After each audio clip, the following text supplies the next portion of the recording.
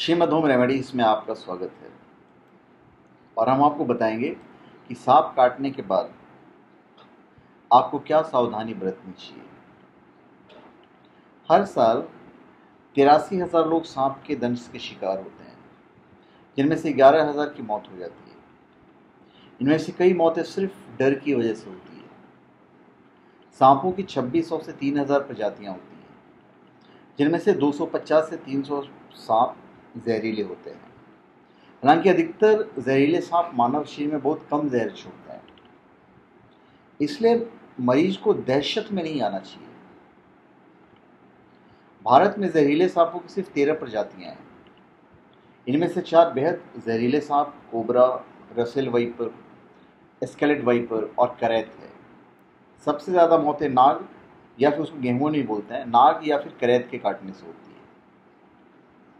सांप का जहर 3 तरह का होता है। इनमें हीमोटॉक्सिक, न्यूरोटॉक्सिक और मायोटॉक्सिक होते हैं।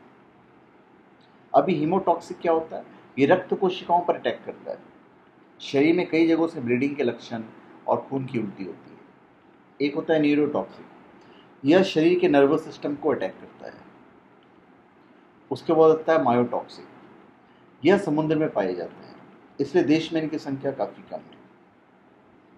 ये एक मिथ है कि सांप काटी जगह पर ब्लड सर्कुलेशन बंद करने के लिए पट्टी बांध देनी चाहिए, मुंह से खींचकर जहर निकाल देना चाहिए। सच्चाई यह है कि इन चीज़ों से परहेज करना चाहिए। इससे नसों और रक्त धमनियों को नुकसान पहुंचाने और संक्रमण होने का खतरा रहता है। तो चलिए हम आपको ऐसी 5 गलतियां बताते हैं जो अक्सर इंसान कर देते हैं और आपको नहीं करना चाहिए। पहली गलती, सांप काटने के बाद प्रभावित हिस्से में चीरे का निशान नहीं लगाएं, क्योंकि चीरे के निशान से सांप का जहर दुगनी रफ्तार से खून के जरिए शरीर में फैलता है, दिमाग पर असर छोड़ता है और कुछ ही देर में मौत हो जाती है। दूसरी गलती, शरीर के जिस हिस्से पर सांप ने काटा है उसे ज़्यादा न हिलाएं, मरीज को चलने नहीं दें, क्योंकि मांसपेशियों में रगड़ से जहर फैलने की रफ्तार दुगनी हो जाती है। तीसरी गलती, सांप ने शरीर के जिस हिस्से पर काटा है उसके आसपास या उस पर पट्टी कतई नहीं बांधे। क्यों? क्योंकि ऐसा करने से ब्लड प्रेशर बढ़ सकता है और खून सप्लाई करने वाली नसों के फटने का डर ज़्यादा बना रहता है। फिर चौथी गलती, सांप काटने के बाद कभी भी मरीज को टेढ़े नहीं लिटाएं, इससे ब्लड सर्कुलेशन प्रभावित हो सकता है।